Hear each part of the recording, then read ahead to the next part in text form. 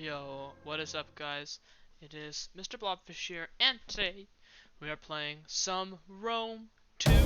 This is a battle with my friend, who's going to be playing Macedon, and I as Epirus. So I'm gonna quickly make sure they witness no pause this today. right here. Just change a little bit of settings before I get into the battle, because you know, don't want to. All right. Now here's the deal. In this battle, I am Epirus, and he is Macedon. Now, obviously, we can't see him because he's hidden. However, I will tell you what I was planning and in my head. So I have this wedge formation here. So I've got these cheap, normal archer units in the front, and they're on skirmish mode, and they're in the front of this massive pike wall. And the rules for this were maximum 5 archer units, missile units, including the royal peltist and horse archers. But I'm fairly certain I let the rules a little bit slip, but that doesn't really matter. And then it was like max 6 pikes, but the rules honestly didn't matter. So yeah. And then I have this wedge, so this is kind of historically accurate. I'm fairly certain, historical-wise, the pikes would be in the center line, and then you would have these 2 hoplite units on the sides. That's kind of what I did, but it wasn't much as historical based as it was supposed to be, supposed to work. So what happens is, the archers initiate the skirmish, and their goal is to take out any good units, but mostly to take out enemy archers or to be just a meat shield, to focus fire, to waste ammo. And while this happens, the main line advances. Got that? Now, many of you may be asking, oh, well, why would the character, or why would the enemy, you know, focus on the archers? Why won't they just take out your pikes, break your entire line? Well, here's the thing. I have these mercenary Cretan archers here, right? Much better unit in the back, pretty good range, can get out there, but also cavalry, shock cavalry to be specific. We have some Thessalian cavalry.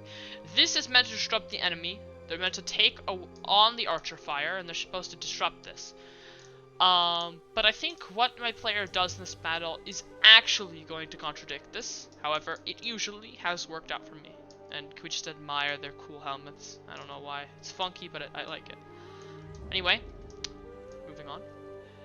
Behind these mercenary Cretan archers, we have our reserve units, or I would say back line, because I don't find them more of a reserve as I find them more as a unit that I use to reinforce without like the entire thing of like keep them in the back and wait a bit and then shove them in a wave. It's more of a unit that I use to make the position, and you know, you could like put them in front of the pikes and be one of those annoying players that like makes this massive pike wall. I guess against an AI you could do that because it doesn't really matter, but I personally use them a little bit differently. Anyway, and behind that we have our general, which I always have as a royal peltist unit, and I find that when the enemy is charging, if you have these guys on toggle on fire mode, I find that when enemy flanks around this, because it's pretty flankable with cavalry, the light peltists will throw a volley at them, and it gives me enough time to move these mercenary Italian swordsmen away, or maybe clump up the mercenary Cretan archers in a formation that can shoot back. So anyway, let's get into the battle. They were mighty men and sired mighty sons. Be worthy of them. Now, stand your ground and make ready. Epic speech. So I start to move up immediately. My plan is I don't want him pushing. I already know he's got these dudes here. I don't know how this is working, and I already look at this and I'm like, kind of odd. He has this line of archers, but then only 2 of these units. So I was like, oh, this makes sense. He probably has a line of some kind here, covering up. And sure enough, as I move forward, we see that line, and his general's right there. But I'm realizing, militia hoplites are guarding his general. And then, kind of like, you know what? Let's send this cav unit. Push this way. I want to see what's going on, and sure enough, this force is much bigger, and look at this. Levy pikemen, 2 units, and over here, thorax swordsmen. So I was already like, you know what?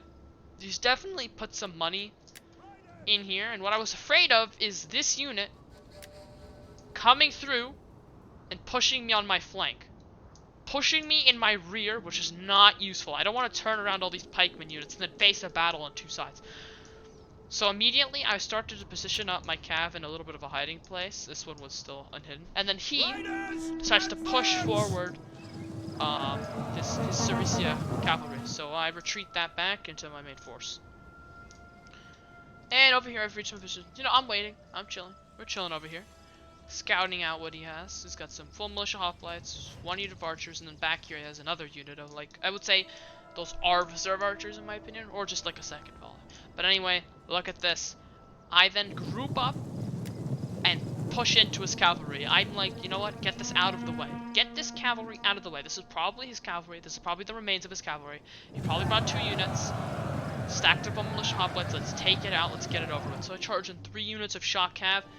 And just look at that. From 40, 34, 32, breaking almost immediately.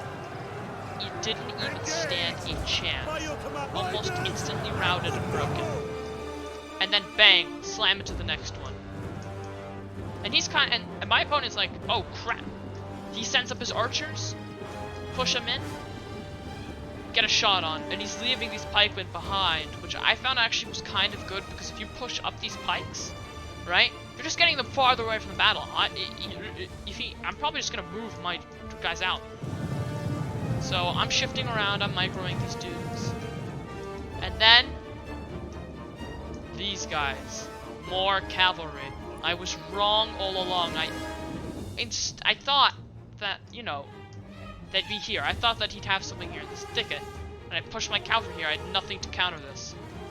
So immediately I push in my secondary mercenary Italian forces. And to counter this cav, I push up my entire line. I pushed up my entire line up a bit. And this prevented them from actually, you know, getting a good charge. Now this is an uphill charge. So it is going to be, you know, a little bit weird. But yeah, that charge slams into my braced citizen, my braced hoplites, and I push in my mercenary Italian swordsman. And I think this is where he falls through a little bit. These guys are javelin throwing, these other units, and they're breaking to recharge them. I guess what he was trying to do is have them in a formation grouped attack.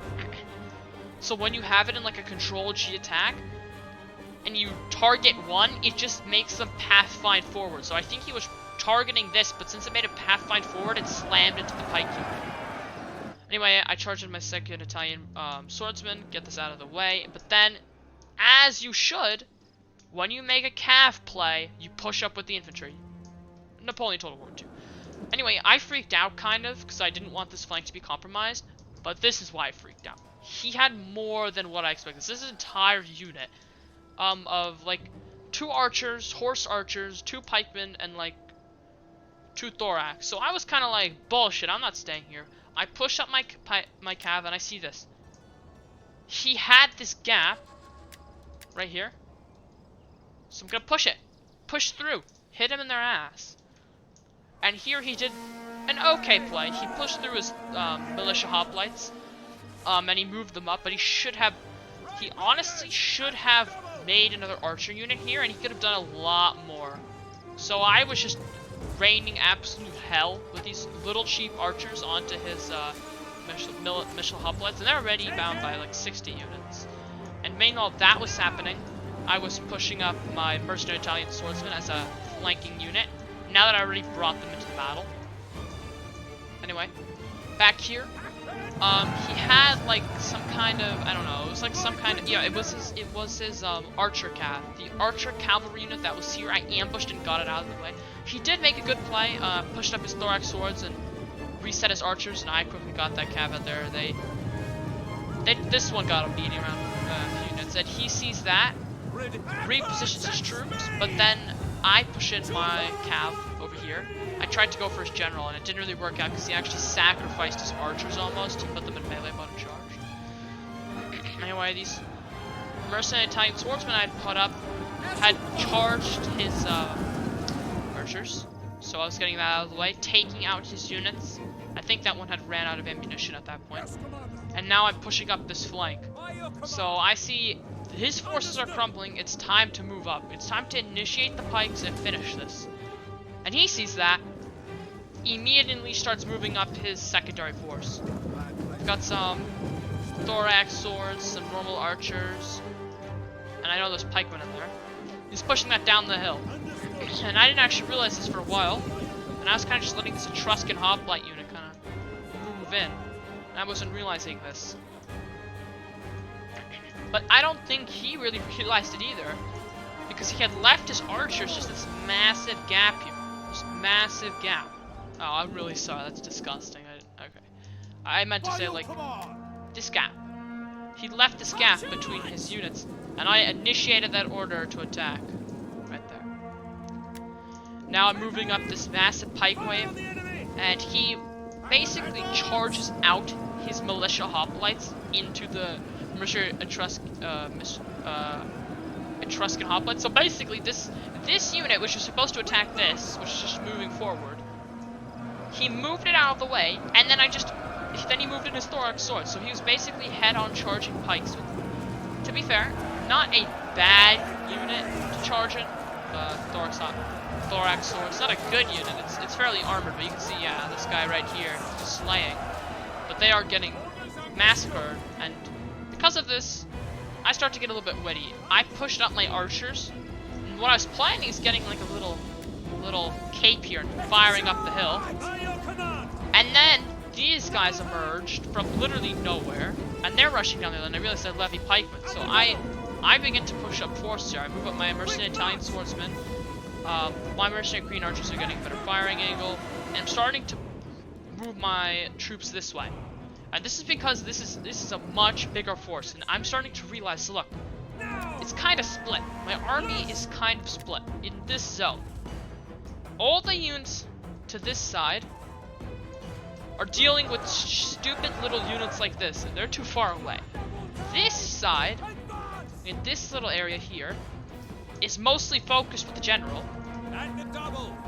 And everything to this side of this line is archers and 2 units, really, respectively. These pike units need to finish up.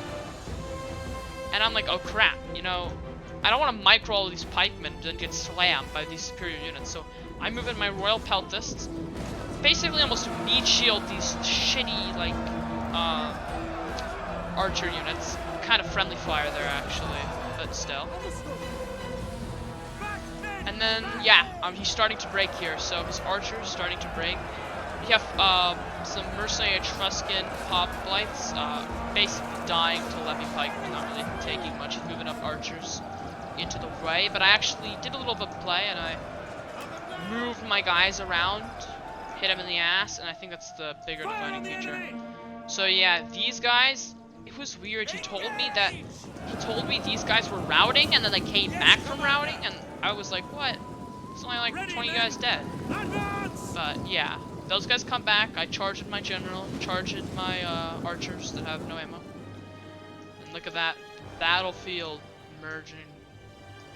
So this battle is basically over. I've won this. I mean, and yeah, I would say his mess up. I'm gonna try and let it show right here. You should have really pushed in from back here and hit me behind. So let's see, and let's type this. I know this was a short one, but I was just trying to show you what I was thinking. So on our mercenary Etruscan hoplites, we have 18 kills on 1 unit, but as you can see, this is full health. And this was the unit to the left flank, which was the one that almost got into no battle. It killed the horses, if you remember, they charged into them. Mercenary Etruscan hoplites on the right flank did much better. They were in the fray. These cheap archers didn't do. They held their money in weight. And these Cretan archers, though they didn't get much kills, they served their purpose, which would be a backlined last resort unit. These Italian swordsmen, this unit specifically doing great with such little kills, which I'm very happy to see. This one was the one that was going against the pikemen. Pikemen did their job. You know, some of them, like this guy, got literally no kills, but, you know, that their job was to hold the line. And the cavalry performed perfectly. As for him, his militia hoplites actually, you know what? 44 kills for such a cheap, shitty unit. It's not bad. 40 kills, same. These thorax swords, obviously, 73 kills is not bad for thorax swords that barely got in the fight. And then his general, which got 94 kills. So I wouldn't say he used all of his pieces. And this battle was more to show you how you deal with an opponent that's spread out. Don't push evenly. Don't push evenly. If you see a person who's spread out in a thin line, right? Don't just make your line just as thin as them. It's just gonna end up to some weird, like, evened out skirmish that's just gonna end in like 2 or 3 units that somehow lived. And it's gonna really just come down to reserve units, and I would say archers or missile units. Don't make a clump. Don't make some weird ball, because then they're just gonna bend. They're gonna bend their line and just wrap around you. So if you put your fist and slap your hand, a flat hand, curl your hand around your fist, that's what's gonna happen. It's gonna be your flat hand curling around your fist and basically encircling you. What you do is you make a wedge or a W or a U shape, some kind of penetrating shape. I, for one, went with this very arced out V shape, kind of like an arc almost, not very stretched out, but still an arc. Those work the best. Put some baseline units in the center. Militia hoplites could work. Thorough spears, thorough sills. Just troops that are worth their money and will hold the line. They can be pretty cheap. African pikemen, just cheap units. Then put your money into good units, like, well, my Italian spearmen were pretty good. Swordsmen were pretty good. And use those units. Sprinkle in some good archers, get your general a good unit, and get some good cav. You'll win that fight every single day of the week. There's nothing that'll stop you. Alright. Thank you for watching, guys. I know this was a very short battle. Please like and subscribe. And I'll see you in the next video. Bye.